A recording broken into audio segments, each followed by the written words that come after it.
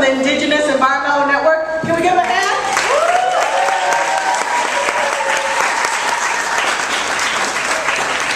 So Tom, what is the UNFCCC and how did it come about? In 5 minutes. Well, good evening everyone. It's good to be here. I'm here from the center of the universe, the Great Lakes, the great state of Minnesota. Anyone here from Minnesota? All right. So it's good to be here. I'm really happy to see that there's people stepping up to lift up your struggle, to seek solutions, and to fight for the cause. I'm Navajo and Dakota, so it's good to be back here because I have an aunt that moved here, part of the relocation, and a number of cousins that grew up here in Cudahy area, so it's good to be around in this area once again. So, but since I was only given 5 minutes, I'm going to quickly give some quick overview. How do you explain the United Nations, for one thing, the United Nations and the role of the United Nations addressing global issues, bringing world leaders, governments together to seek resolutions, to seek solutions on a number of different issues, in addition to human rights, fighting poverty, seeking sustainable development, housing issues, a number of different issues, even homeland security, stepping in when there's genocide. Those are a number of different things that this creation called the United Nations does.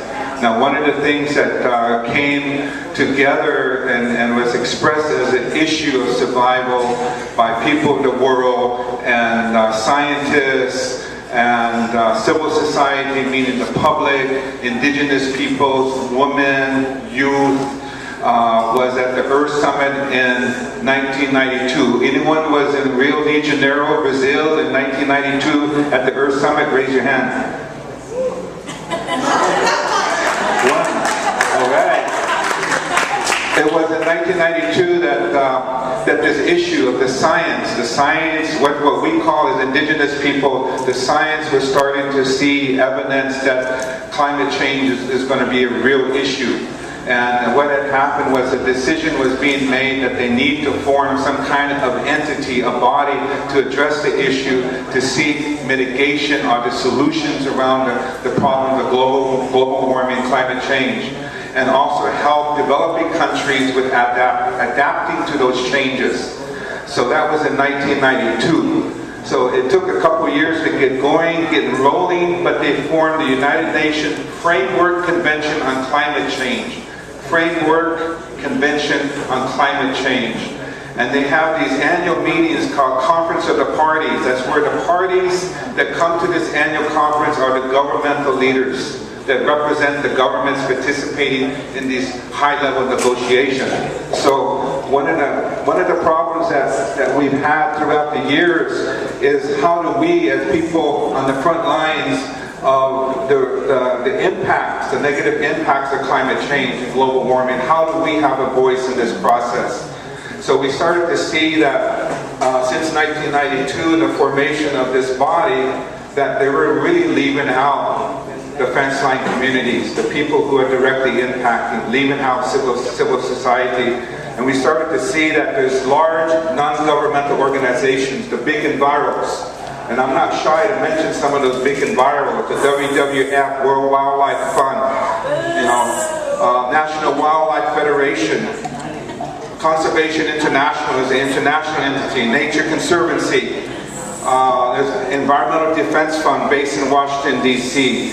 We call these big international non-governmental organizations our bingos. And we're saying that they were just a revolving door. A revolving door that one year we go to these meetings, UN meetings, and they're staffed up by one of these NGOs or environmental organization.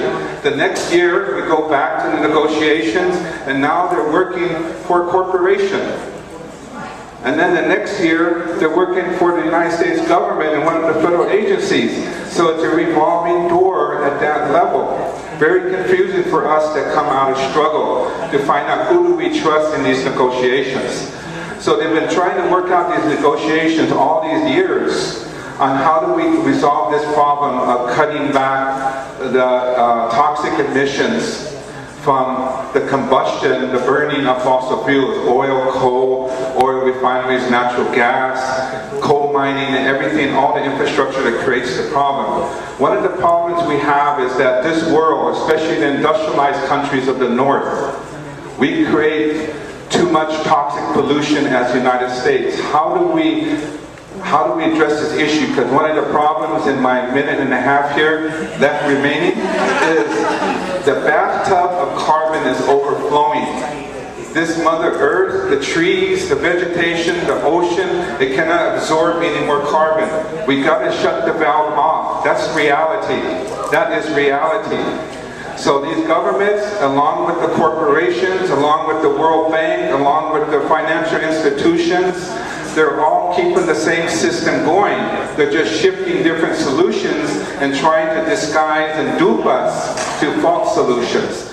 So that's what we're going to talk about, is that this is the mechanism called the United Nations Framework Convention on Climate Change. That's the mechanism that's been established for the United States State Department, for Canada, European Union, Japan, United Kingdom, Australia, all the governments to try to negotiate solutions to resolve this climate crisis we're in. So that's the entity. Great. Thank you.